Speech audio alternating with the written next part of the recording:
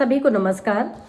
आज मैं BA second semester के 4th paper Indian society issues and problems के यूनिट 1 के जिस टॉपिक पर चर्चा परिचर्चा कर रही हूँ उसका शीर्षक है unity and diversity in Indian society. इसका हिंदी रूपांतर है भारतीय समाज में विविधता में एकता। हम सभी जानते हैं कि भारतीय समाज की प्रमुख विशेषता है इसका बहुविध समाज के रूप में विद्यमान होना, अर्थात विविधता में एकता भारतीय समाज का अभूतपूर्व लक्षण रहा है। भारत सैद्धांतिक और व्यवहारिक स्तर पर बहुलवादी समाज है, जिसमें अनेक गहन सामाजिक आर्थिक असमानताएं तो विद्यमान है ही, भारतीय समाज अनेक समूहों और उपसमूहों में भी वर्गीकृत है। अनेक परंपराएं विद्यमान हैं और उन परंपराओं के अंतर्गत अनेक उप सांस्कृतिक परंपराएं भी विद्यमान हैं। भारतीय समाज में विविधता में एकता का विश्लेषण या उस पर जो भी हमारा ये प्रस्तुतिकरण है, हम उसे कुछ शीर्षकों के अंतर्गत प्रस्तुत करने का प्रयत्न करेंगे। सर्वप्रथम जब भी हम भारतीय समाज में विविधता में एकता की बात करते हैं तो हम वार्ता करते हैं भौगोलिक या क्षेत्रीय विविधता की, लेकिन चूंकि क्षेत्रीय विविधता यूनिट 1 का अगला टॉपिक है तो इसलिए क्षेत्रीय विविधता पर हम पुनः बाद में दृष्टिपात करेंगे। अभी हम चर्चा करते हैं उन अन्य विविधताओं पर जो कि भारत को एक बहुलवादी रूप प्रदान करने में सहायक हैं। भारत एक बहुजातीय समाज है। यहाँ पर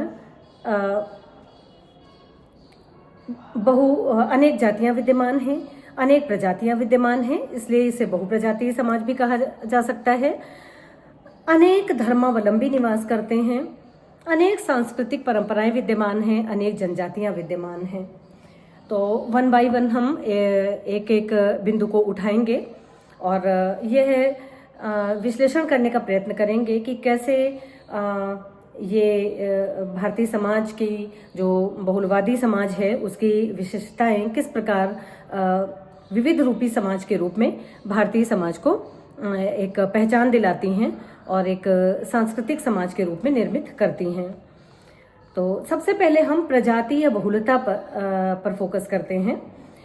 इस सेमेस्टर में क्वेश्चन पेपर का पैटर्न थोड़ा सा बदला हुआ है।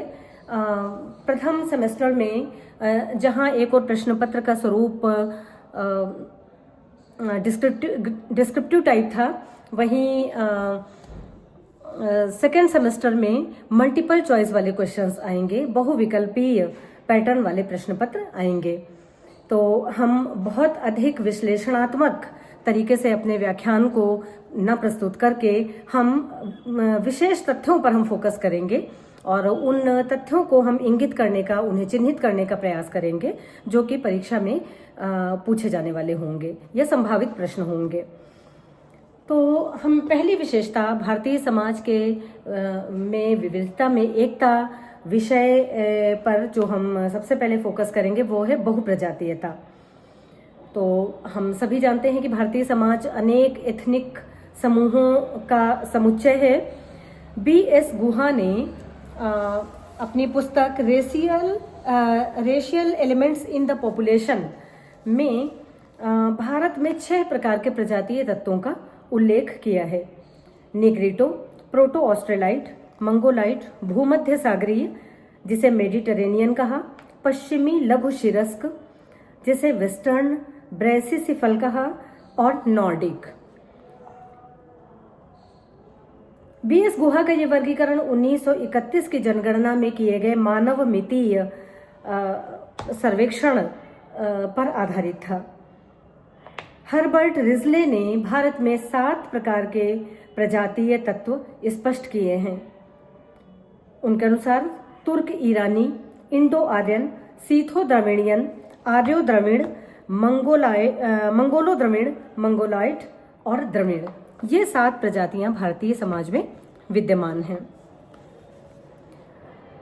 अनेक पुरातात्विक अवशेष भी यह स्पष्ट करते हैं कि भारत में बहुप्रजातीयता विद्यमान रही है। लंबे समय से भारतीय समाज पर बाह्य आक्रमण होते रहे हैं और अनेक प्रजाति तत्व यहाँ पर आए और यहाँ का एक भाग बन गए, जैसे शक, कुषाण, हूण, यूनानी, इस्लामी, कॉकेशियस, यूरोपीय, जिसके अंतर्गत डच, डेन, फ्रेंच, पुर्तगाली और ब्रिटिश सम्मिलित किए जा सकते हैं। इन सभी प्रजातीय तत्वों ने भारतीय समाज में प्रजातीय बहुलता को उत्पन्न किया। A.R. देसाई ने रूरल सोशियोलॉजी इन इंडिया नामक पुस्तक में और 1956 में प्रकाशित होने वाली इंडियन ईयर बुक में 5 प्रकार के प्रजातीय तत्वों का उल्लेख किया है। बहुप्रजातीयता के कारण भारतीय समाज में निर्जाति केंद्रवाद जैसी भावनाओं का जन्म होता रहा है। ऐसी अवधारणाएं उत्पन्न हुई हैं जिससे एकता का मार्ग खंडित हुआ है। अब हम बात करते हैं धार्मिक विविधता की। भारतीय समाज एक बहुधार्मिक समाज है।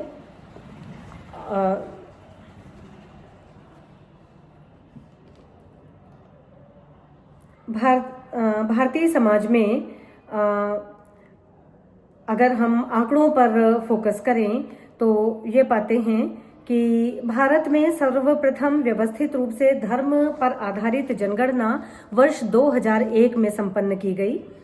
ये जनगणना कुछ आधारों पर की गई, जो कि ये आधार हैं विभिन्न धर्मावलंबियों की जनसंख्या, उनका लिंगानुपात, साक्षरता, दशकीय वृद्धि दर और आर्थिक क्रियाकलाप में उनकी सहभागिता।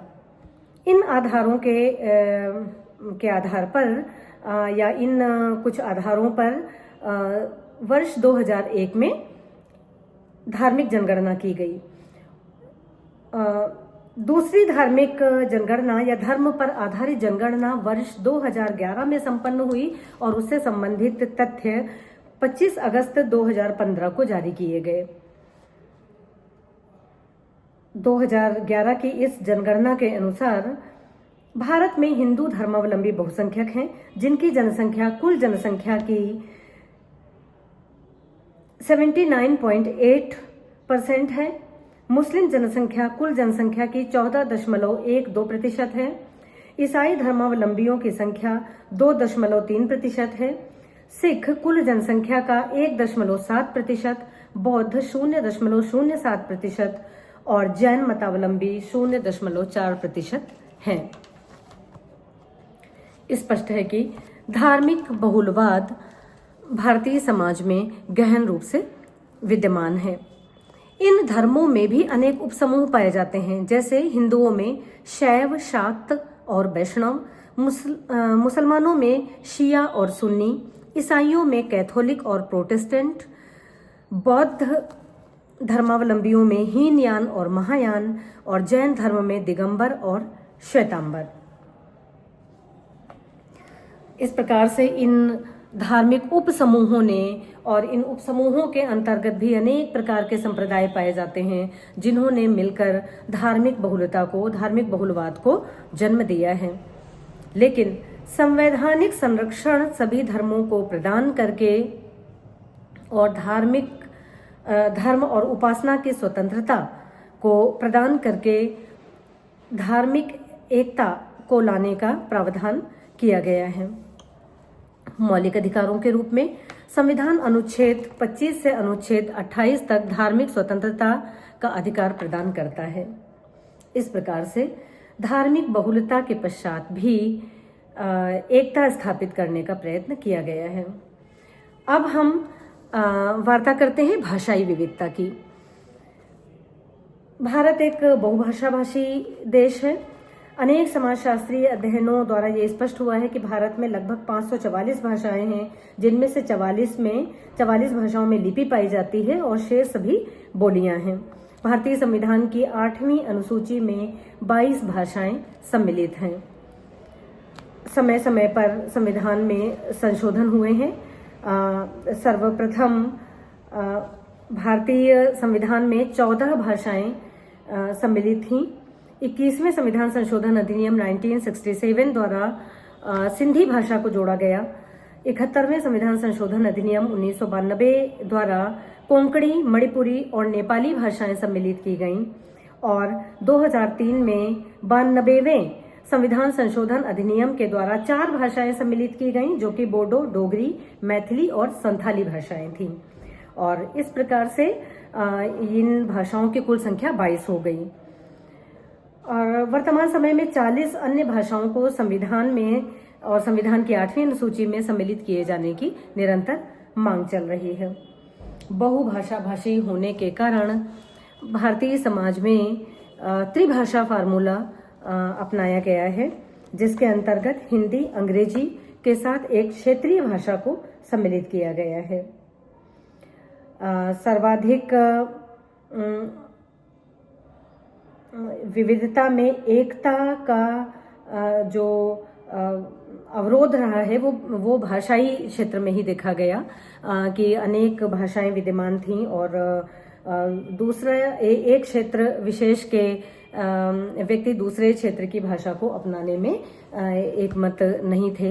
हिंदी को लेकर भी दक्षिण भारत में बहुत विरोध हुआ। तो वैश्वीकरण की प्रक्रिया के अंतर्गत वर्तमान समय में ग्लोबल भाषा के रूप में इंग्लिश सामने उभर कर आई है और हिंदी सिनेमा ने हिंदी का प्रचार प्रसार करने में अहम भूमिका निभाई है और हिंदी एक बड़े भाग के द्वारा बोली जाने वाली भाषा है। वैश्वीकरण की प्रक्रिया के चलते, आधुनिकीकरण की प्रक्रिया के चलते, उसके पहले वैश्वीकरण के पहले जो आधुनिकीकरण की प्रक्रिया प्रारंभ हुई थी उसके चलते अंग्रेजी भाषा भी एक बहुप्रचलित भाषा के रूप में भारत में प्रचलित हुई है। तो इस प्रकार से भाषाई विविधता भी भारतीय समाज को विविध रूपी स्वरूप प्रदान करती है। अब हम दृष्टिपात करते हैं जनजातीय विविधता पर। 15वीं जनगणना 2011 के अनुसार भारत में जनजातियों की कुल जनसंख्या का 8.6% है। भारत में अनुसूचित जातियों की सर्वाधिक संख्या मध्य प्रदेश में पाई जाती है और केंद्र शासित प्रदेशों में से लक्षद्वीप में सर्वोच्च जनजातीय जनसंख्या पाई जाती है, अर्थात लक्षद्वीप सर्वोच्च जनजातीय संख्या वाला केंद्र शासित प्रदेश है। पुदुचेरी, दिल्ली, चंडीगढ़, हरियाणा और पंजाब में कोई भी जनजाति नहीं पाई जाती है, अतः इसे NST कहा गया, नो शेड्यूल्ड ट्राइब। भारतीय संविधान में मूल रूप से 212 जनजातियों को अनुसूचित जाति 212 जनजातियों को अनुसूचित जनजातियां घोषित किया गया था, लेकिन वर्तमान समय में अनुसूचित जनजातियों की सूची में 774 जनजातियां सम्मिलित हैं। प्रत्येक जाति की अपनी एक विशिष्ट संस्कृति है, अनेक जातियों की अपनी पृथक भाषा और अपनी पृथक बोलियां हैं जो कि उन्हें अन्य जनजातियों से अलग करती हैं। इसी प्रकार से भारतीय समाज में जातीय विविधता भी विद्यमान है। G.S. घुरिये ने कास्ट, क्लास एंड ऑक्यूपेशन नामक पुस्तक में, जिसमें कि जाति की 6 विशेषताएं भी इन्होंने बताई हैं, इसमें उन्होंने ये स्पष्ट किया कि प्रत्येक भाषाई क्षेत्र में लगभग 200 जातियां विद्यमान हैं जो कि विशिष्ट नाम रखते हैं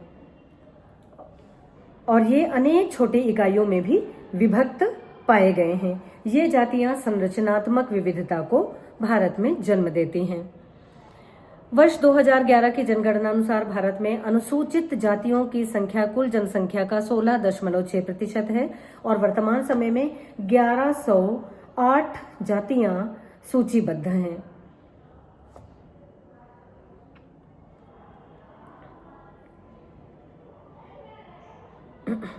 आर्थिक और सामाजिक प्रतिष्ठा की दृष्टि से एक जातीय समूह एक समान है और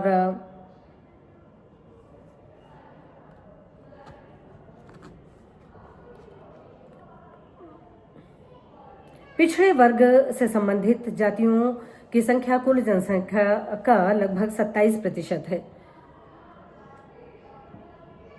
भारतीय संविधान सामाजिक और शैक्षिक रूप से पिछड़े वर्ग को अन्य पिछड़े वर्ग की संज्ञा देता है।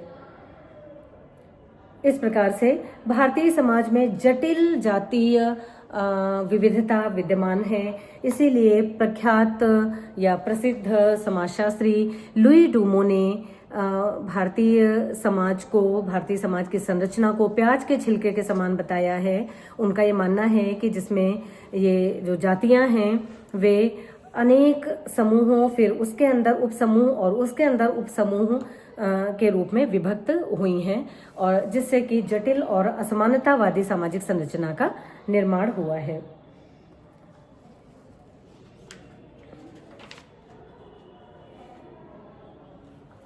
तो जैसा कि मैंने प्रारंभ में ही कहा था कि हम क्षेत्रीय विविधता पर चर्चा हम अपने एक पृथक वीडियो में करेंगे। अब क्षेत्रीय विविधता एवं सांस्कृतिक विविधता। तो सांस्कृतिक विविधता यद्यपि भारत में विविधता में एकता टॉपिक का ही एक भाग है, लेकिन वो थोड़ा सा अधिक लंबा है और उसमें उसका विश्लेषण थोड़ा सा और गहन रूप से करेंगे, और तत्पश्चात हम क्षेत्रीय विविधता पर दृष्टिपात करेंगे अपने अगले वीडियो में। तब तक के लिए बहुत बहुत नमस्कार और धन्यवाद।